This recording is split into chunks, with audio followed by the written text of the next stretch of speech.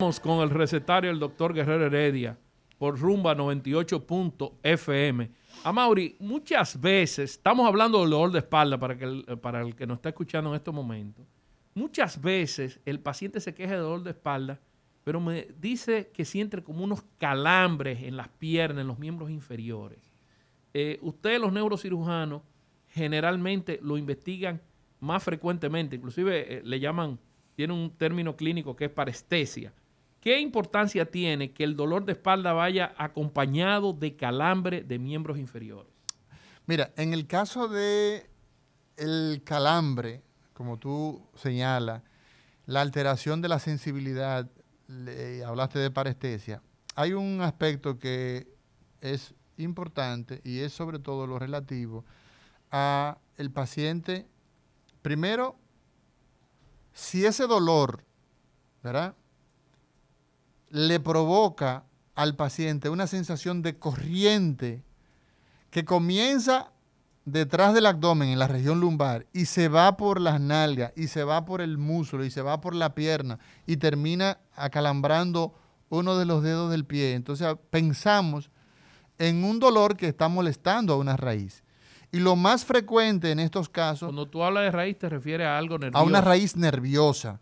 Hablamos entonces de uno de esos cables que están relacionados con la columna, que cuando un nervio es molestado, entonces hablamos de una enfermedad radicular. ¿Cuáles son las enfermedades radiculares más frecuentes? Mira, el derrengamiento que decíamos hace un momento, el paciente que le duele la espalda en el sentido del cinturón, casi siempre esto está asociado a cambios degenerativos y es muy frecuente, muy frecuente. Las millas recorridas, esas articulaciones se empiezan a enfermar, se empiezan a degenerar, forman osteoartrosis y provoca dolor. Ahora bien, ese dolor de espalda, no en sentido del cinturón, sino te da en la espalda y se te va por una nalga, la famosa ciática, que se va a lo largo del nervio ciático, por eso la gente le llama ciática, casi siempre está vinculado a una hernia discal. Las hernias discales son frecuentes normalmente en la tercera, cuarta década de la vida. ¿Qué es una hernia discal? Ese hueso que está por arriba y ese hueso que está por abajo, o sea, las dos vértebras que están superior e inferior, en el medio tienen un cojín, en el medio tienen una almohada. Entonces, ¿qué pasa? Esa almohada te permite los movimientos de la columna, te permite amortiguar el peso.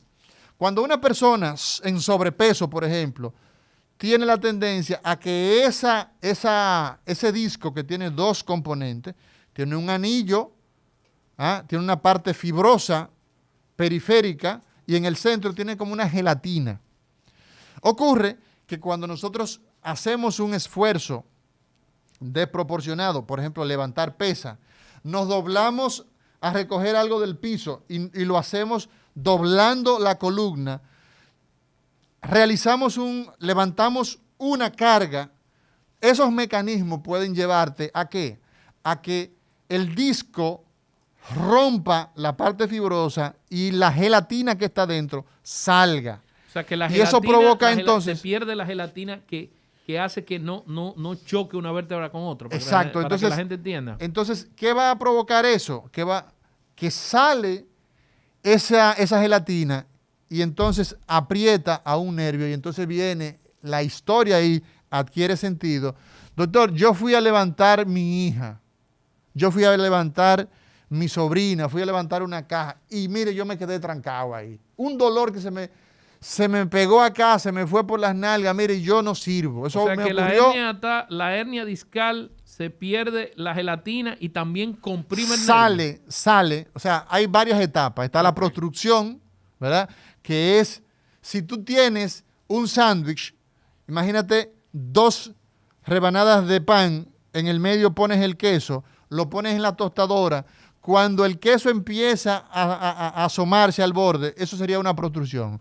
Cuando el queso entonces sale, eso sería ya una instrucción, la hernia ya propiamente dicha. Entonces, cuando sale el fragmento de queso que se queda colgando, sería una extrusión, y cuando cae a la tostadora abajo, entonces ya sería un secuestro. O sea, el pedazo de hernia totalmente libre. Son las 4 etapas en que nosotros diríamos que se puede encontrar una hernia. Normalmente la molestia la empezamos que en la etapa de producción es una hernia en la primera etapa. ¿Qué ocurre con eso? ¿Qué ocurre con eso? Ese paciente es el que normalmente hace el dolor de manera aguda, de repente empieza a tomar medicaciones, puede mejorar con el reposo, y ese paciente es rescatable con terapia física, con analgésicos y con reposo, por ejemplo. Pero hay algo que se me quedó en la mente ahorita, Mauri, cuando me hablaste de obesidad. ¿Qué relación hay entre la obesidad y la hernia discal? Bueno, ocurre que el peso que tenemos es fundamental para tener una espalda sana. Nosotros venimos con un tamaño determinado. La talla tuya, el tamaño que tiene, viene diseñado para una cantidad de peso. La zapata de este edificio se preparó para una cantidad de pisos. Si la empresa empieza a progresar, dice, vamos a ponerle ahora un par de pisos más, y la zapata que pusiste no está preparada para eso, probablemente vas a tener columnas que se van a dañar, hasta puede haber un colapso. Lo mismo ocurre con nuestro cuerpo. Una persona que tiene 5 pies, 5 pulgadas, ¿verdad?, y tiene 200 libras, le duele la espalda, le duele la rodilla, le duelen los tobillos, le duele todo. Hasta los cabellos le duele. Entonces, el peso que hay de arriba hacia abajo va a producir que los nervios que atraviesan unos agujeros por donde salen los nervios raquídeos, que son 31, decíamos al principio del programa, se pueden ver aplastados. Ese disco puede entonces, el peso puede hacerlo que protruya, que se hernie y entonces lastime a esa raíz. Entonces ¿cómo nosotros diagnosticamos? Me hablaste de tabaco, me hablaste de obesidad. Hay varios factores. La edad es fundamental. Por ejemplo, un niño, una malformación congénita,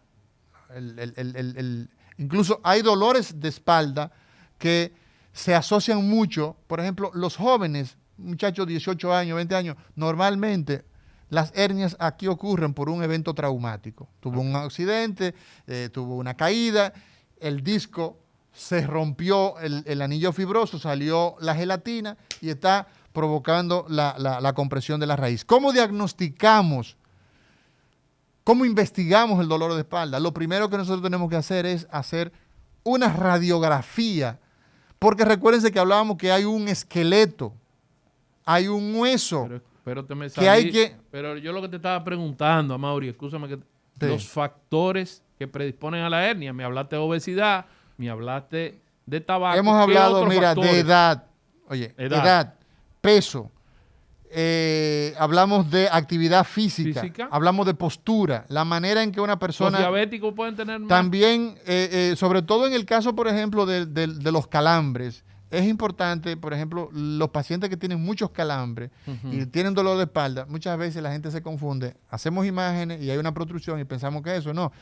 Normalmente el paciente tiene un trastorno de sensibilidad, la llamada neuropatía diabética. Y estas muchachas jóvenes que se ponen prótesis de la mama para crecer, para verse más bonita. Dolor de espalda alta, casi siempre. Sí. Dolor de espalda alta. Eso tú lo ves mucho y puede producir una herniación. El dolor de espalda, normalmente de ese tipo, hay personas que tienen tantas molestias que hay que hacerle mamoplastía. Hay que disminuir el tamaño de las mamas, haciéndole cirugía por dolor de espalda alta. Cuando se agregan más mamas, o sea, cuando se ponen los entonces senos. existen personas que entonces se quejan de dolor de espalda, pero ese es el dolor de espalda alta. Entonces no te va a llevar a hernia eso. Es difícil. Es difícil. Las hernias discales a nivel dorsal, a nivel torácico, por suerte son extrañas, son raras. Y cuando aparecen van a provocar muchos problemas porque pueden provocar incluso hasta parálisis, trastorno de movimiento. Entonces decía, señores, que lo importante cuando ya tenemos una historia bien definida, como la hemos dicho, es que el paciente sea investigado correctamente, porque una persona que usted le hace, por ejemplo, una tomografía por un dolor de espalda, no le está ofreciendo prácticamente muchas cosas, no le estamos ofreciendo gran cosa. ¿Por qué? Porque usted tiene que a ese paciente verificar cómo está su columna. ¿Por qué? Porque un paciente joven o una persona que te dice, por ejemplo, a mi consultorio van personas 30 años, 28 años, 25 años, doctor, a mí me duele la espalda, estoy haciendo caminata, estoy haciendo algo de ejercicio, pero sucede, doctor, que desde antes de ayer me duele mucho. ¿Y cuándo comenzó todo eso? ¿Es la primera vez de antes de ayer? No, doctor, yo desde jovencito, de adolescente, me duele la espalda. Entonces, ¿qué hace que a un joven le duele la espalda? Un problema de tipo estructural. O sea, una columna desviada. Usted ha oído hablar de las escoliosis. Entonces, un paciente que tiene la espalda doblada es un paciente que va a tener dolor de espalda. Entonces, obligatoriamente el dolor de espalda nosotros debemos investigarlo de inicio con una imagen radiográfica, con el paciente parado, con el paciente sin zapatos. Eso es fundamental. O sea, una radiografía lumbar, torácica o cervical, cualquiera de donde sea el tipo de dolor, con una radiografía antes de la tomografía. De hecho, la tomografía casi no la utilizamos. La tomografía la utilizamos cuando el paciente necesitamos una información muy específica para fines quirúrgicos. Tú estás dando un dato muy importante. Entonces, la tomografía, porque ya tú estás haciendo el diagnóstico disminuyendo los costos. Entonces, la espalda nosotros la investigamos con dos aspectos: radiografía y resonancia magnética. La resonancia magnética entonces me va a permitir evaluar el disco, me va a permitir evaluar los elementos nerviosos, o sea, los ligamentos, las facetas articulares, todos esos componentes tú lo vas a ver en una resonancia magnética. No lo vas a ver de manera muy pobre en una tomografía. Entonces, ¿qué ocurre? El 80% de los pacientes con dolor de espalda, por hernias discal, no van a requerir procedimiento quirúrgico. Solamente el 20% de ellos será necesario llevarlo a cirugía. Que todas las hernias discales no se operan. No, el 20% o menos. ¿Cuál es el criterio para operar una hernia discal? ¿Cuándo ustedes como neurocirujanos toman la decisión de operarla? Si un paciente tiene, por ejemplo,